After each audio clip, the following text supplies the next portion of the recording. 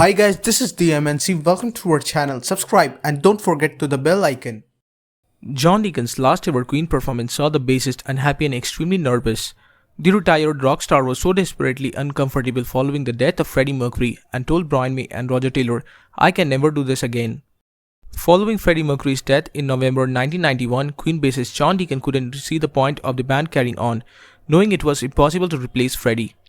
He retired from the music industry 25 years ago and now lives a quiet life in southwest London, but was still convinced to perform with Brian May and Roger Taylor 3 more times in the early 1990s. There was the Freddie Mercury Tribute Concert in 1992, a charity concert with the Queen drummer in 1993, and finally the opening on the Béjart Ballet in Paris on January 17, 1997, which he really struggled to get through. The latest episode of Queen the Greatest looked back at band's collaboration with French ballet legend Maurice Béjart. Brian remembered, "The first proper public show was due to be in Paris, and we talked about being there, and we said we'd like to be there. And we thought, oh dear, because it's a strange thing for us to do. Firstly, we haven't played for God knows how long. We don't have our singer. It's one song, and you have to get a whole production for one song, one performance.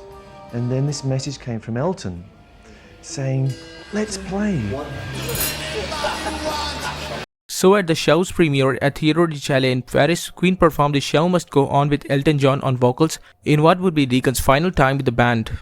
Roger Taylor shared, And that was John's last ever performance, and I could tell he wasn't happy because he was sort of chain smoking and very nervous, and had been severely traumatized by losing Freddie.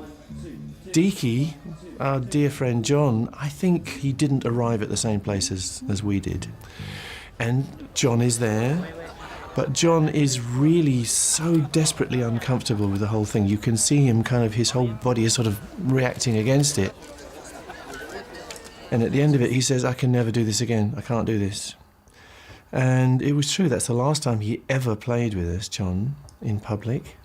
Since retiring, Deacon chose not to attend the Queen's induction into the Rock and Roll Hall of Fame in 2001, and while Brian May and Roger Taylor have kept the band alive with Paul Rodgers and Adam Lambert as singers for live tours, the bassist is still very much a present business partner even though they haven't seen him in almost 20 years.